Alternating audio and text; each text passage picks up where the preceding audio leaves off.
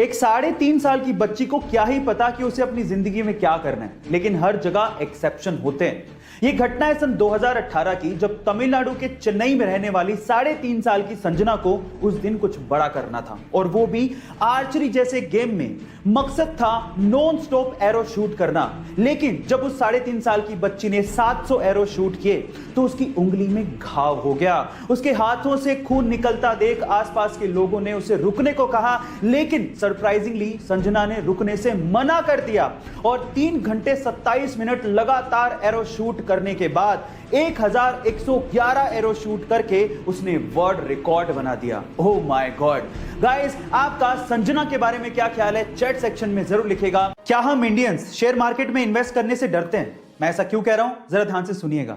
ये तो आपको पता ही है कि अगर आपको शेयर मार्केट में इन्वेस्ट करना है तो आपको एक डीमैट अकाउंट की जरूरत होती है। अब आंकड़े सुनिए, हमारे देश की जनसंख्या है 138 करोड़, और इस 138 करोड़ की जनसंख्या वाले देश में टोटल डीमैट अकाउंट कितने खुले हैं पता है? वो मात्र हैं 4 करोड़, और उनमें से भी बहुत सारे डीमैट अकाउंट इनएक्टिव हैं। यानी कि हम भारतीय शेयर मार्केट में रिस्क उठाने से डरते हैं, लेकिन रिस्क है तो इश्क है।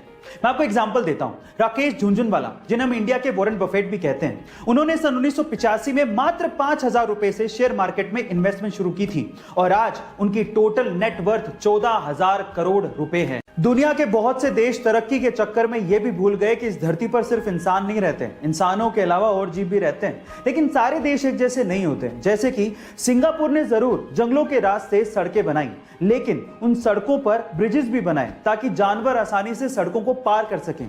इसी तरह से ब्राजील में स्पेशली कुत्तों के लिए एक पूरा गांव बसा दिया गया। उस गांव में घरों के अंदर सिर्फ कुत्ते रहते हैं, सरकार उन्हें खाना देती है, लोग डोनेशन देते हैं और टूरिस्ट वहां घूमने आते हैं। गाइस याद रखिए, ये धरती सिर्फ हमारी नहीं है, बाकी जीवों की भी। चलिए गाइस, एक बहुत ही मजेदार लेकिन बुद्धिमान सवाल पूछता हूं, और अगर आपने इसका जवाब दे दिया तो आप समझ लेना कि आपका दिमाग बहुत ही तेज चलता है।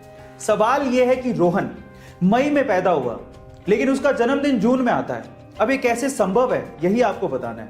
कोई जल्दी नहीं है, आराम से वीडियो को पॉज कर लो, आराम से सोच लो, और सोचने के बाद वीडियो को वापस से प्ले करना, मेरे आंसर से मैच करना, और फिर चैट सेक्शन में लिखना कि आपने सही बताया था या गलत। पोज कर लिया, सोच लिया, मैं बताऊं? तो चलो सुनो। रोहन मई में पैदा हुआ था। मई यूपी के हाथरस डिस्ट्रिक्ट की एक जगह का नाम है, और वो जून में जन्मदिन अपना बनाता है। तो सही तो है, मई में पैदा हुआ और जून में जन्मदिन आता है। सही है ना? आपने अपने आसपास बच्चों के नाम कैसे सुने हैं? राहुल, मोहम्मद, दिलजीत, केविन, या फिर ज्यादा फेमस हुआ तो तैमूर, ऐसी नॉर्मल नाम सुने होंगे। लेकिन 4 मई 2020 को दुनिया के सबसे क्रांतिकारी आदमी माने जाने वाले एलोन मस्क ने अपने न्यूबॉर्न बेबी का नाम अनाउंस किया। उन्होंने ट्विटर पे लिखा कि उनके न्यूबॉर्न बेबी का नाम है XAE-A12।